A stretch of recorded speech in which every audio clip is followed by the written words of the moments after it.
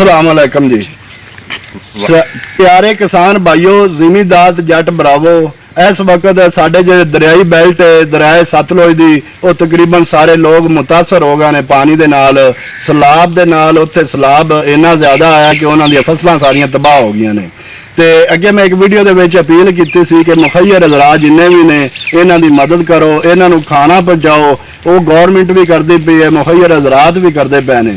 तो साढ़े जोड़े लागे लागे जिमीदार ने उन्होंने भी बड़ियां कुर्बानियां देनियां शुरू कर दित्तियां। कोई खाना ले जाता है, कोई जिमीदार जोड़े ने वो जानवरों वास्ते चारा देंदे पे ने। तुसीं मेरी वीडियो दे विच वेखो कि एक जगह ते जिमीदार ने ना उन्होंने बंदा सैलाब के मुतासर जोड़े बंदे ने उन्होंने कमांड, उनका 2 एकड़ कमांड खड़ा सी, उन्हें वो दिता जाए। हुण अगों उन्हां दा हाल चैक करो कि भी वो कमांड तुसीं जिहड़ा जिहड़ा हिस्से आंदा या हौसले नाल उहनूं तुसीं वढ लो। तुम वीडियो के चेक कर लो भी एक दूसरे बखी पै गए ने, लड़ पै ने, उन्हें एक दूसरे मारना शुरू कर दिता है। अगू ये तो सूरत हाल है। वो अल्लाह के बंदे तुहाडे ते इस वक्त मुश्किल वक्त है। तुसीं इस मुश्किल वक्त नूं सियाणिआं ने जदों हनेरी गुल पवे उन्हें बह ते गुलाईदा है, इवें बेहौसला नहीं हो जाइदा। अगर उन्होंने जिमीदारां ने तुहाडे हालत रहम कीता है, तुहाडे नाल तावन कीता है, तुहानूं आपदी फसल कमान दी दित्ती है, तुसीं उहनूं हौसले नाल वंडिआ जी वड्डो। सारे जिमीदार जिन्ने भी तुसीं मुतासर लोग जे आपदे जानवरों का जो डंग टपाओ, तुसीं एक दूसरे हथों बखी हो गए जे, एक दूसरे मारन लग पै जे। अफसोस है यार तुहाडे ते।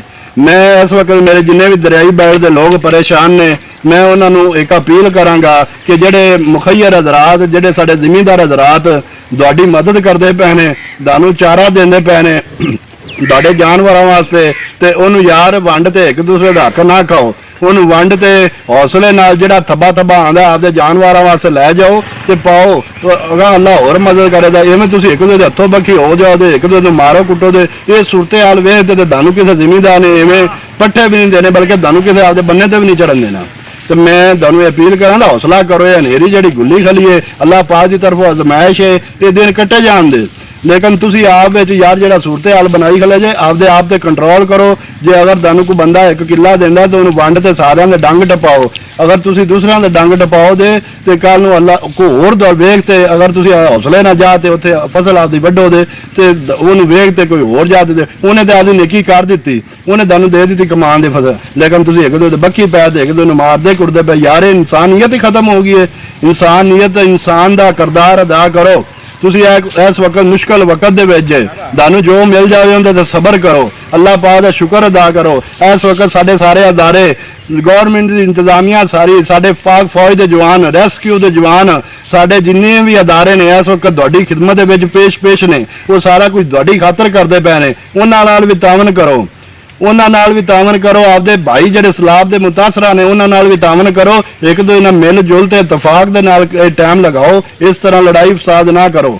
जेड़ा लड़ाई फसाद करो दे तो तुसीं इवें सारे भुखे मरो दे, इवें किसी भी तुहाडी मदद नहीं करनी। ते प्यार नाल, मुहब्बत नाल, इखलाक नाल एक दूसरे ते पेश आओ ते आपदा डंग टपाओ, जिहड़ी अंधेरी गुल्ली खली इहनूं बह ते गुलाओ। ते इवें किसी दे ना हक ना करो, किसी दे नाल लड़ाई फसाद ना करो। तो मैं तुहानूं मशवरा देवांगा कि आपदे साडे जिन्ने भी इंतजामिया तरफों जवान ने उन्हां नाल तावन करो ते उन्हां दे कहने ते आपदा जिवें भी हो सकता है ये जिहड़े औखे दिन ये टपाओ। ये programme city press club register की तरफों पेश किया गया है। मिलांगे किसी नवे प्रोग्राम नाल, तब तक वास्ते अल्लाह हाफ़िज़। पाकिस्तान जिंदाबाद।